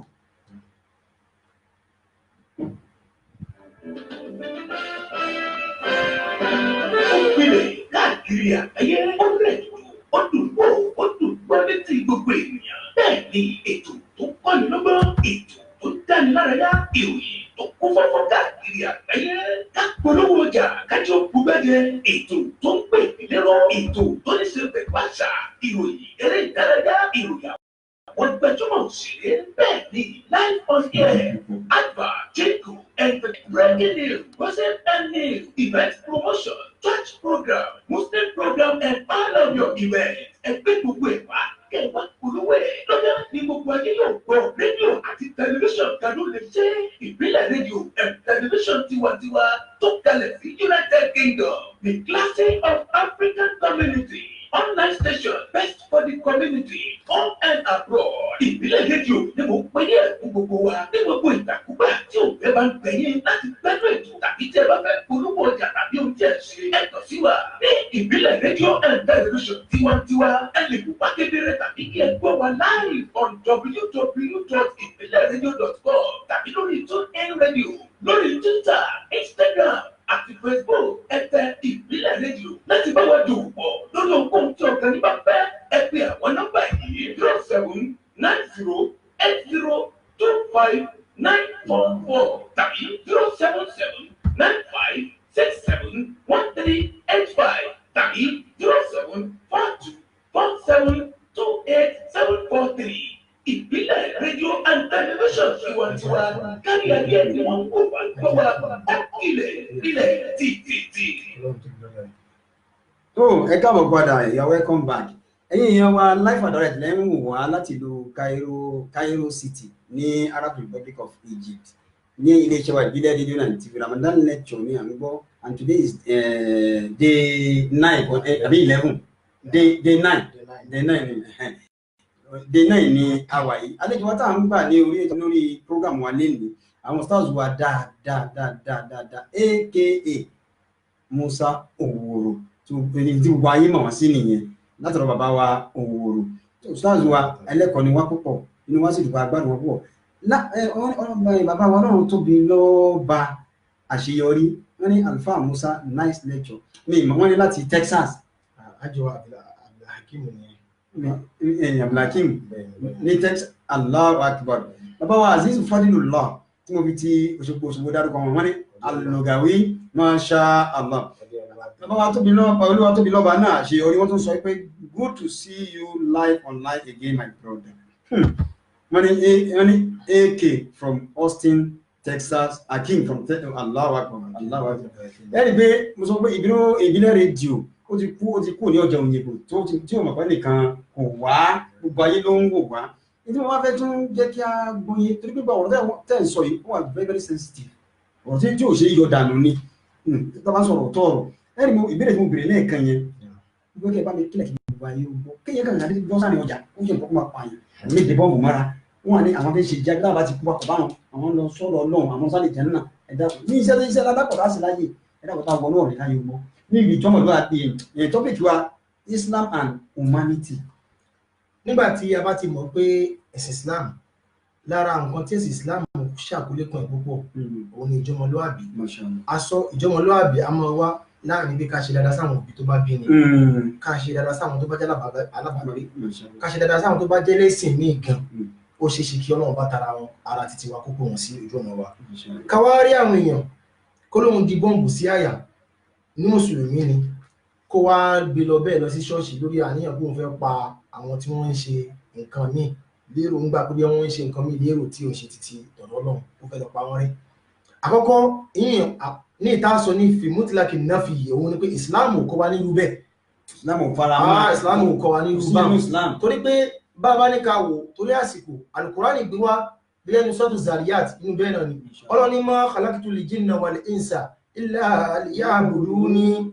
kì í sáré lọ sínú òwúrọ̀ ní ẹ̀wọ̀. ma uridu minhum min rizqin wa ma uridu an yut'imuni inna Allaha huwa ar-razzaqu dhul quwwatil matin. Ọlọ́run ní ma khalaqtul jinna wal insa illa liya'buduni. lọ́dọ̀ àwọn onílógà àdáfà Abdulaziz Abdulaziz Ọlọ́run ní mi torí nǹkan méjì dá àwọn ẹ̀dẹ́ ènìyàn àfi kí wọ́n lè bá máa sìn ní Ọlọ́run. ṣùgbọ́n tabawáré ni tó ń sin Ọlọ́run tara àwọn míì tí ò sin Ọlọ́run tọ́lọ́run sì náà àti torí nǹkan méjì dẹ́ẹ̀dá ju bí wọ́n sìn ní Ọlọ́run lọ ìbá pé a mọ̀ pé àfi kéèyàn lọ wọ́ ẹ̀kọ́ lọ́dọ̀ àwọn onímọ̀ òun ni pé ma khalaqtu ahla sa'adati min al-insi wal jinni illa liyuwahiduni. Ọlọ́run bá mà tó ti dáyé ló ti tó fẹ́ bìbù wáyé ló ti ṣe báwọn ilé ẹni ìyẹnú ìmì Ọlọ́run ni wọ́n mọ̀ jẹ́ àwọn ilé ẹni ìbínú ìmì Ọlọ́run ni wọ́n mọ̀ jẹ́ kọ́lọ́run ṣọ́ wa kó ń bẹ̀. irú àwọn tọ́lọ́run bá kádàrá pé wọ́n wà lẹ́nu ìyọnu Ọlọ́run ọba Ọlọ́run nírú wọn ni torí nǹkan méjì dá wọn àfi kí wọ́n lè bá wọn wá sin èmi Ọlọ́run. ṣé wàá rí àwọn tí wọ́n bá wá fi orúkọ Islam tí wọ́n fi ń gbé bọ́ǹbù sára tí wọ́n lọ ń bọ́ǹbù àwọn ẹlẹ́sìn míì tí wọ́n bọ́ǹbù wọn Islam ò faramọ́ kò sì kọ́ wa nírú bẹ́ẹ̀. tó bá lóun fi jagun sójú Ọlọ́run wọn bá ní kó mú ààyè ibi tí Ọlọ́run bá ti mú wọn ní Al-Qur'ani níbi ká lọ pa wọn tí wọn bá wá pa wá ká lọ pa wọn rẹ́. ká láwọn àdúgbò kan bí àwọn ṣèṣìn míì kódà kan máa jẹlẹ́sìn míì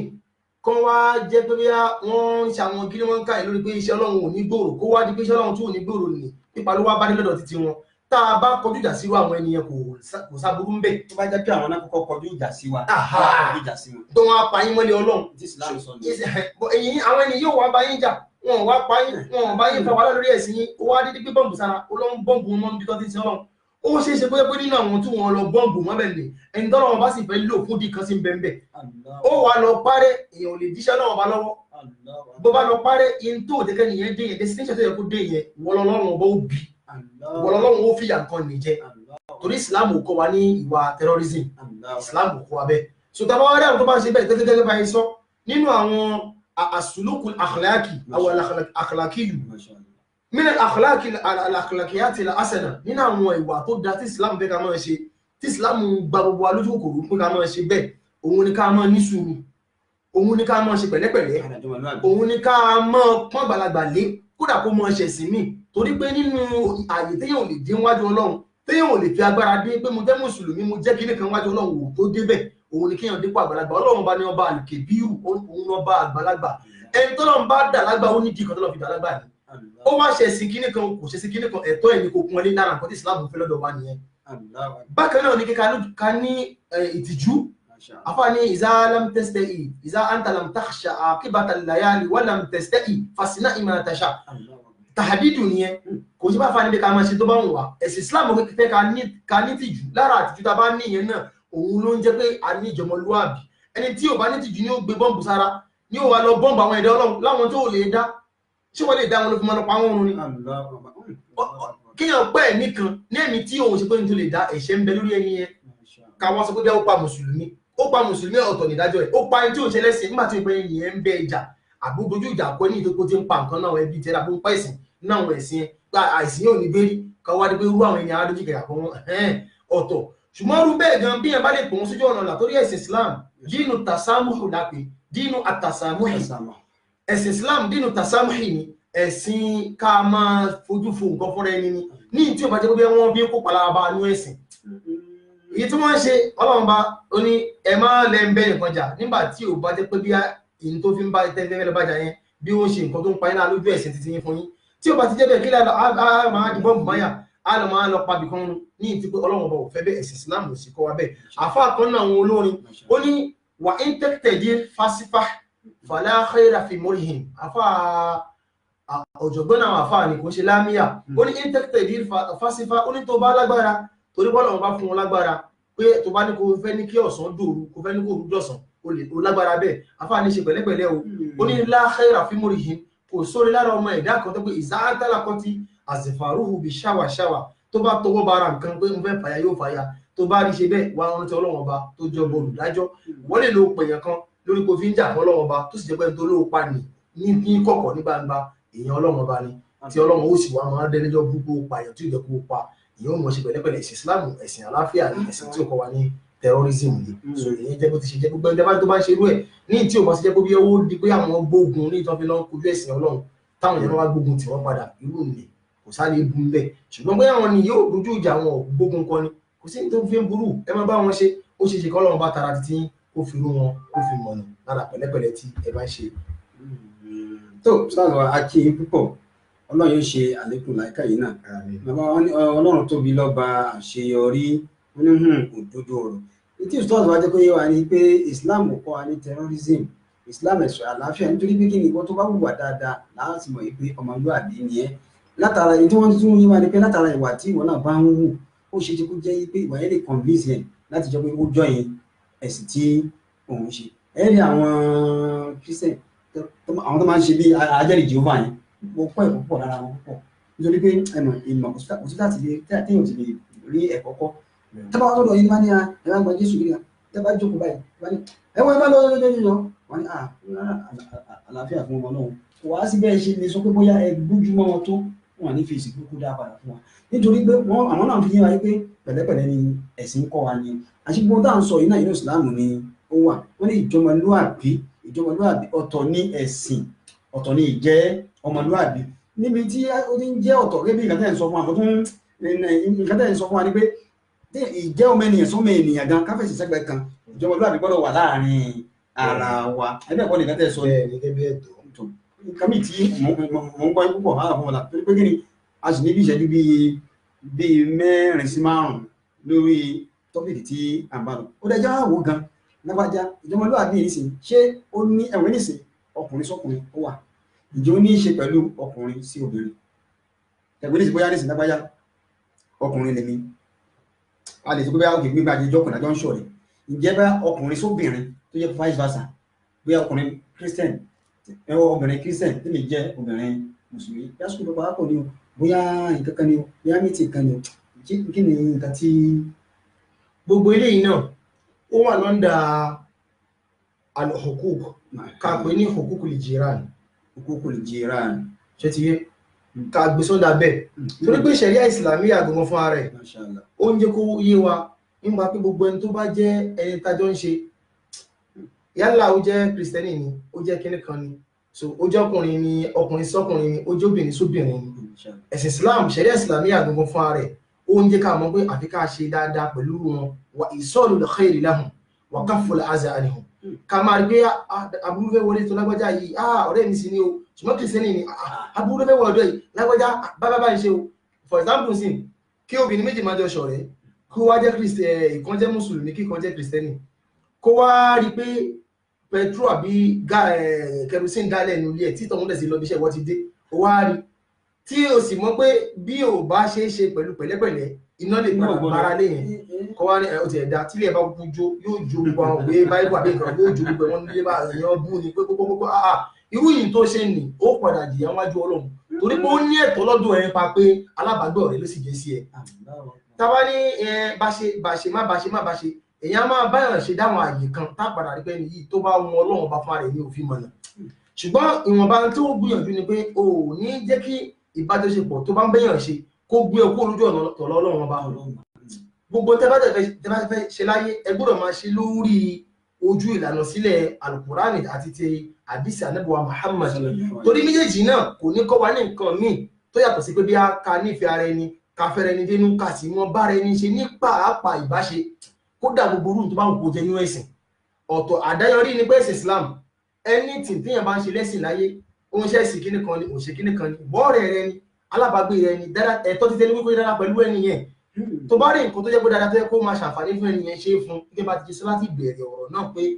látara àbáṣe tó bá ń bẹ́ ènìyàn ṣeṣẹ́ ó ṣeé ṣe ń bẹ̀ kọ́lọ́run bá fẹ́ nìyẹn mọ̀nà ṣùgbọ́n láti sọ́kàn pé ìyẹn náà mọ̀ pé ọlọ́run bá ló máa ń fìyàn mọ̀nà ní wọ́n yàtọ̀ ké pé innaka la tahdi man ahbabta walakinna Allaha yahdi man yasha ọlọ́run máa ń fi tó bá wù mọ̀nà èèyàn ní wọ́n á làbẹ́ ọlọ́run kó tipátipá kó wọnú ẹ̀sìn ó pé pẹ̀lú ọgbọ́n pẹ̀lú òye in tó yára pèèyàn sínú ẹ̀sìn jù láyé wà láìsìn ni ìwà ní ìjọmọlúàbí ni tó yára pèèyàn sínú ẹ̀sìn jù láyé ìjọmọlúàbí ni òun ló fa wàhálà láyé ìsìn ni nígbà tí àfà ti ń pera wọn tẹ́lẹ̀ tí ń sọ pé àfà ilé yóò wọnú náà ìwọ tó ló yàn kó wọnú náà pẹ̀lú dìkan tó mú wá àárín nǹkan mi lára títí wọn náà tí ò tó takò bọ́lọ̀ wọn bá ṣe fẹ́ Al-Qur'ani sí ni wọ́n fattaqullaha mastata'tum èyí ó páyà ọlọ́run ṣùgbọ́n gbogbo wa yìí náà láyé kò sẹ́ni tó lè léwu páyà ọlọ́run bá bọ́lọ̀ wọn bá ṣe fẹ́ tó pé bọ́lọ̀ ṣe fẹ́ ká páyà wọn láṣẹ páyà kò sí nítorí wa kò sí àwọn àfà wa gbogbo wọn ni àti tí òwe láàrin nu àwọn àfà wa ni ṣùgbọ́n gbogbo ẹ̀dá ọlọ́run láyé tó lè lóhun páyà ọlọ́run bá bó di wọn bọ́lọ̀ ṣe fẹ́ ká páyà wọn tó irọ́ ló ń pa tàbá ń tọ́ra là ń tọ́ra wa a mọ̀ páyà ọlọ́run bá lọ́lọ́ máa ṣe fún kálukú lágbára mọ́ ni o bó bá ṣe wá páyà ọlọ́run mọ́ èmi mo ṣe páyà ọlọ́run mọ́ gbogbo tá a ṣe ń sọ ọ̀rọ̀ inú ni tó bá páyà ọlọ́run táwọn ayé òkú páyà ọlọ́run ní 70 ó ṣe é ṣe pé ní akọ̀tùkọ́ ti ọlọ́run ọgbọ̀n fún adé lè pé má ju 20% lọ fún páyà ọlọ́run bẹ́ẹ̀ bí gbogbo yìí tó ń ṣe iná ń ṣe tó ráyé ni pé kọ́ lè bá aróhùn kó òun ṣe bẹ́ẹ̀ ni òun la fi ráyé sí pé gbogbo nǹkan kí nǹkan wọnú ilé ayé lọ láàrin pé eléyìí mo bá ṣe eléyìí mo bá ṣe tó bá bẹ́lẹ̀ tó bá bẹ́lẹ̀ ṣe ta ló kù fẹ́ bá ṣe lórí ìwé ọlọ́run. agbádùn yìí púpọ̀ wọn yóò ṣe àlékún làákàyè náà Allahu Akbar àsìkò wa kó wà ní pàkámọ́ra àwọn èèyàn wà lórí Twitter bá ṣe jókòó wọn ń wà ní orí Instagram wọn ń wà ní TuneIn Radio wọn ń gbọ́ wà lórí àwọn táwọn rí àwọn táwọn lórí Facebook làwọn wò àwọn wọn kẹta wà mọ́ nìyẹn ọ̀dà social media wọ́n wà ń bẹ̀rẹ̀ rẹ̀rẹ̀rẹ̀ tí kálukú náà sì ń gbọ́ nǹkan tí ẹ̀ ń sọ. torí tábà fáyà ìdúró mọ́ pásìkò wa ti ń lọ sí agbọ́dọ̀ fáyà kan tí ń dì níbi ọ̀rọ̀ àwọn ìbáṣepọ̀ pẹ̀lú àwọn èèyàn a sọ pé òkúkú lè jìrán a ní òkúkú lè wà nídìí lára gbogbo àwọn kìíní right àwọn the rights of the parents so the rights of the parents àwọn tó bá jẹ́ òbí ẹni wọ́n ní ẹ̀tọ́ lọ́dọ̀ wa ká gbọ́dọ̀ ṣe tó jẹ́ pé lára ìjọmọlúwàbí tí ìtẹ́sí Ìsìlámù pa wá láṣẹ bẹ́ẹ̀ ni ṣùgbọ́n yà kan wá tó ní wà á ti zàlùkúrbà haqqahu wal misikina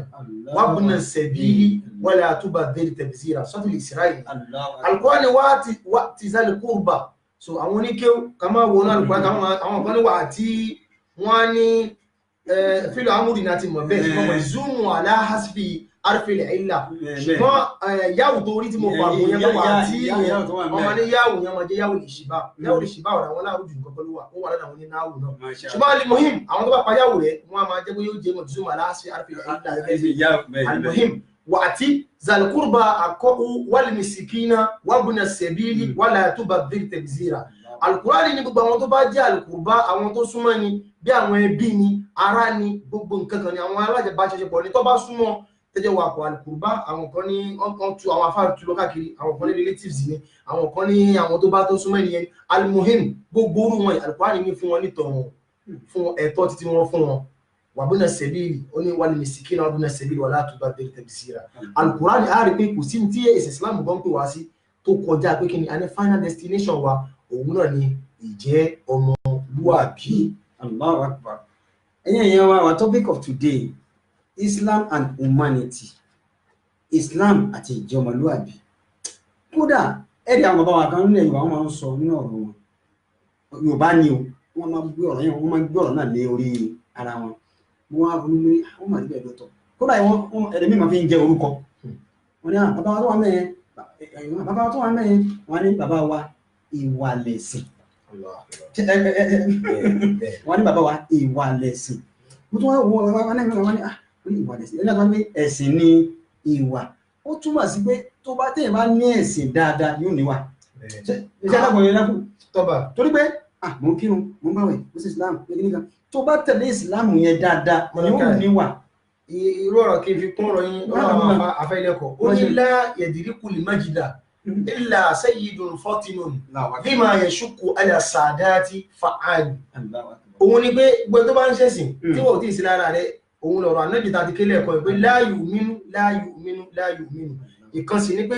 àti kàdísì yẹn síwájú òun ni pé ìgbàgbọ́ ẹni yẹn ní sọ pé ẹni yẹn ò nígbàgbọ́ o ní sọ pé kò ṣe nígbàgbọ́ gẹ́gẹ́ bí kéwú là ń tún ní kò ń ṣe bá ń tún nọ́ọ̀sù a sọ pé irú ẹni yẹn ìgbàgbọ́ rẹ̀ ò tí ì kún 100% nígbà tí ó bá jẹ́ wípé dáadáa tẹ́lẹ̀ kó máa tọwọ́ rẹ̀ bọ́ sí àwọn aráalé àwọn alábàáṣe kò tọwọ́ rẹ̀ bọ́ sí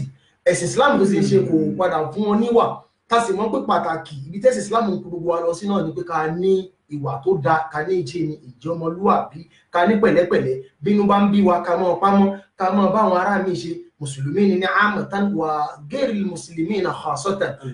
ní tí ó dá àti mùsùlùmí àti tẹ́ṣe mùsùlùmí ká bá wọn ṣe dáadáa làáfáà yẹn fi ní láàyè ìdíríkùlì mẹ́jìdá ààrẹ pẹ̀ nìkan lẹ́ni tó ti débi gíga tó jẹ́ ni ọlọ́gbọ́n àfi sayyidun fatinun àfi bálágà nìyẹn pé ẹni tó jẹ́ pé ẹni tó já síwájú tó sì ní làákàyè tó rí ẹ̀mú bérebére ó ní lima yẹ̀ṣùkù alàsàdá àti fàán in tó lè fáwọn míì òun máa ń ṣe ń tiẹ̀ irú ìdẹ́yìn ní ṣe ká ní mùsùlùmí ni mí kò sì ń sin Ọlọ́run kò wá máa rí pé ká jẹ́mọlúwàbí ká bá àwọn míì náà ṣe ní ìbáṣe tó dáa ní tí ò tòdì sẹ́sìn wa ìyẹn náà fi ń jẹ́ pé òfin pé ju àwọn ẹgbẹ́ rẹ lọ tó jẹ́ pé mùsùlùmí lásán ni. bàbá wa Ustaz wa Moniláre Abdulazeez wọ́n ti wà ní orí program wọ́n join wa you are welcome on program sir. ṣe rí inú mi dùn púpọ̀ tó ní ju bí ìṣẹ́jú 3 sí 4 náà nísìnyí inú mi dùn pẹ̀lú gbogbo àwọn àlàyé tí ẹ ṣe tó jẹ́ yọ ayé pé Islam gan ló ń kọ́ wa ní ìjẹ́ ọmọlúwàbí gbogbo ẹni tó bá jẹ́ mùsùlùmí Ustaz wa jẹ́ kó yé wa wípé ó gbọ́dọ̀ ní ìwà tí à ń bá lára ọmọlúwàbí Ọlọ́run kó wọlé ànábì lọ́dọ̀ Ọlọ́run agbé yín dìde mo sọ pé ẹ dáhùn jẹ́ kí n béèrè ìbéèrè kan kẹ́ ẹ dáhùn sí gbogbo ìbéèrè tí mo béèrè látẹ̀ẹ̀kan ìbéèrè tí gbogbo jàmáà ni tí wọ́n ní kí n máa béèrè lọ́wọ́ yín wọ́n fẹ́ béèrè ìbéèrè tí iléeṣẹ́ wa gangan ìbílẹ̀ rẹ̀ dùn ǹjẹ́ tá a bá pè é ní kọ́míṣẹ́ máa dá wa lóhùn. wọ́n ní ẹni tó bá ti gba mọ̀kọ́dìmọ̀ láàbùdá mi náà tàlẹ́yà láwọn ni wọ́n ti kí. ń tá gba mọ̀kọ́dìmọ̀ fún náà tá gba introduction mọ̀kọ́dìmọ̀ pé ẹ wá sórí ètò àti sọ́síwájú ti fáàrí kọ́ torí pé nínú tẹ́sí Islam mú kú ní ibi ìjọmọlúwàbí ẹ̀ bákan tá fi mọ dáhùn gbogbo béèrè tẹ́ bá béèrè lọ́wọ́ wa gẹ́gẹ́ bíi pé tàkásù sí yàn lọ́kìdù ni ní mo sọ̀rọ̀ míì tí ó mọ yàtọ̀ sí ọ̀rọ̀ ìbéèrè yín tó jẹ́ tó ní ta àti torí ẹ̀jẹ̀ wa ọjọ́ mi ta bá pè wá pẹ̀lú ògo Ọlọ́run tọ́lọ́run bá fèmí wálẹ̀ ta sì ń bẹ lórí ilẹ̀ Ọlọ́run á mọ jẹ́ pé nípa pé nínú tí Islam ti mú kú tó nípa ìjọmọlúwàbí tó kù wá sí òun náà ni nǹkan tá à ń pè ní nahwatul jahiliya òun ni bí kásánpá pé eléyà àwa la tó bí àwa la ga àwa la tó báyìí àwa la rí báyìí àwa la rí báyìí so téèyàn bá ti máa di pé bí a kò máa tí ò bá ti máa kó lára ẹ̀ kó máa gbérù nǹkan bẹ́ẹ̀ kó lára òun là ń pè ní nahwatul jahiliya pé ìtútó bí ara ẹni ní tí ò láǹfààní nínú ṣùgbọ́n pa pé iléeṣẹ́ tó pè wá iléeṣẹ́ dáadáa ni a sì rí pé ní tí wọ́n ń ṣe tẹ̀tí bí ìkẹ́ ẹni tó bá fẹ́ ní pé kó wá dúró fún yàn kó wá ṣe alámòjútó ètò táwa rí pé ní iná ò dúró dédé Ọlọ́run ló mẹ́ni tó dúró dédé ṣùgbọ́n èyí tó wọ́n sáwà rí pé ní yóò fi bẹ́ẹ̀ dúró dédé dáadáa púpọ̀ tabari bá lè bá sọ ní ìdákẹ́kẹ́ àbá sọ ṣùgbọ́n tó wẹ́pẹ́ wá ń kó àsórí ètò àdìgbé ẹni yìí kó máa dìgbò wọn máa kó wa pọ̀ iṣẹ́ ara tiwa náà ò tí ì pè àti máa lọ máa bá ṣùgbọ́n àdúgbò fọ́nà pé àwọn ilé ètò wa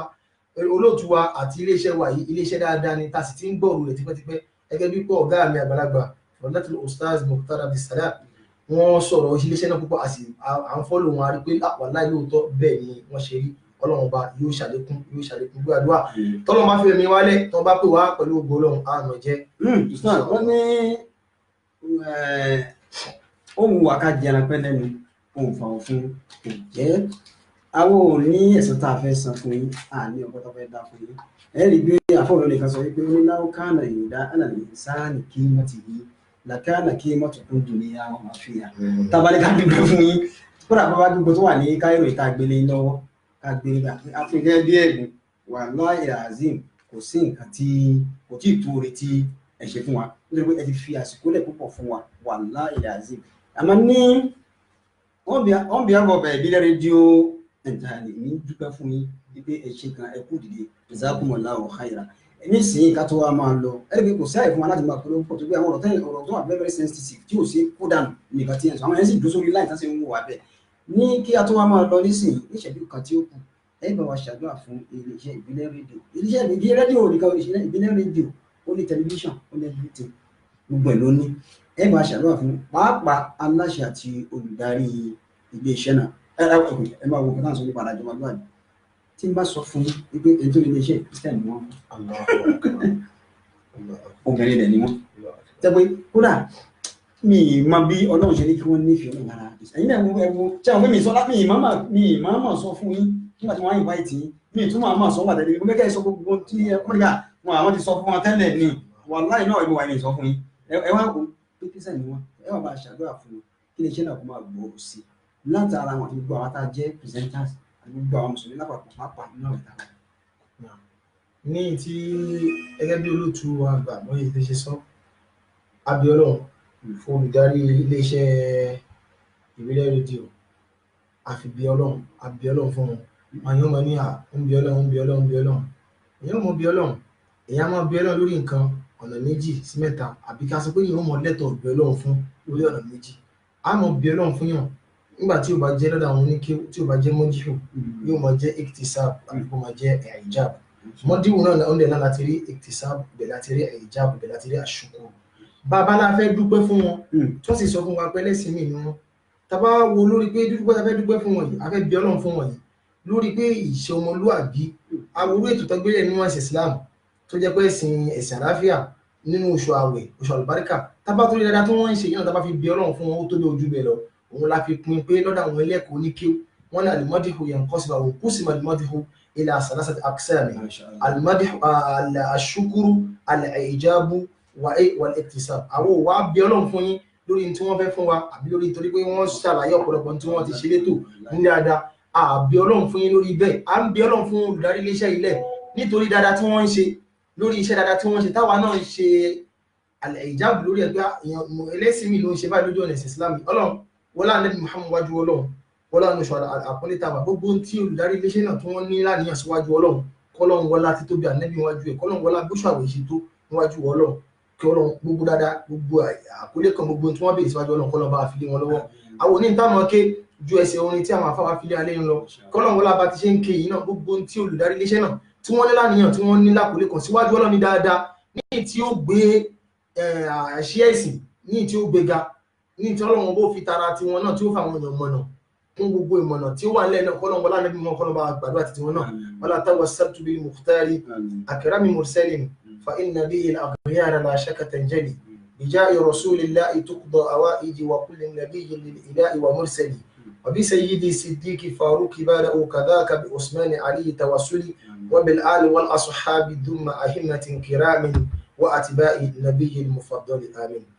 tó akí púpọ̀ ṣe gan àdúrà ni wọ́n ti ṣe fún wa yìí gbogbo àwọn tí ẹ̀hún òwò ẹ̀tẹ̀ ń gbọ́ wa títẹ̀ fi ń wọ̀ wá òní fọ́ títẹ̀ fi ń gbọ́ wa kò ní di o inú mi dùn pé àwa la wà ń bí lánàá níjẹta lẹ́nìí tó bá di lọ́la àwọn ìfi ẹ̀dùn lè ṣe wa bàbá wa adédọ̀pọ̀ adédọ́lá wọn kì í pé wọ́n ti àwọn náà ti ṣàmì àwọn bàbá wa wọ́n ní wẹ́ẹ̀dọ̀n sà bàbá wọn láti lè Germany gbogbo oníkálukú wa náà ni wọ́n appreciate yín ọlọ́run kó wa láàrín lọ́dọ̀ ọlọ́run àlékún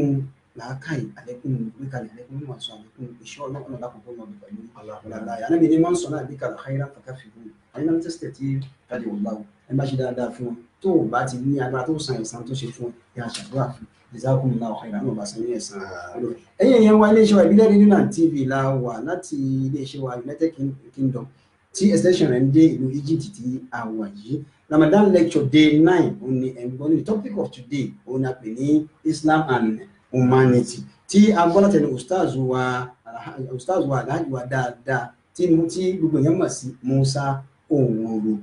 àwọn náà ni wọ́n ti ń dá wọn lẹ́kọ̀ọ́ láti ẹ̀ka tó bá tún di ní ọ̀túnla same time same station same program alátúpàdé ustaz èmi ò kí ń sọ tó máa ń bọ̀ fún wọn ẹni tó bá ti wá kọjá lẹ́bí máa ń dárúkọ wọn ti suspense ní pé ní ọ̀túnla ẹ tó pàdé àwọn àgbàlagbà mo sọ fún àwọn ní ìwé ìbílẹ̀ rẹ̀ ló ti ju àwọ̀ sódò àti gbé ẹja ńlá wọ́n pọ̀ tá àmà ó pọ̀ ní ọdún yìí ẹgbàdùn wa dáadáa ní ọ̀tún láti pàdé àwọn stars wa míì dáadáa a máa fi àsìkò yìí lọ nọ́mbà tẹ́lẹ̀ ìwọ́n tó jẹ́ abroad number wa +4474539 tàbí +44742472874 ìyẹn ní pé ìbílẹ̀ rédíò sí tó jẹ́ abroad number wa fún ìkéde àti ìpolówó ọjà nọ́mbà tí ẹ lè pè mí sí ìní ọmọ yín Abdulaziz Isiaq Abíọ́lá ìjà àkókò àwọn bíbí wọn ní ìlú Òṣogbo èmi lọ́ba kí ó gbẹrú mọ́ kí ó gbẹ̀kọ́ torí pé ẹrú ní ìsinmi torí pé ẹrú ní ìsinmi ẹ̀kọ́ kì í sin èèyàn mo lè tìwá ní ẹ má bìnrin láti fún ẹ má bìnrin lórí ọlọ́ tó ẹ̀yẹ àwọn àmàbàsùkò ìdágbére àpàdé ní ọ̀túnla insha Allah nọ́mbà tẹ́ lè pè mí sí tó jẹ́ Cairo number mi +201121349434 WhatsApp number mi +2347069678147 láì ní dènà pẹ̀lú àmà lọ́ba yìí o àti ìsáàzù wa máa sàlám wa ila al-liqa'i.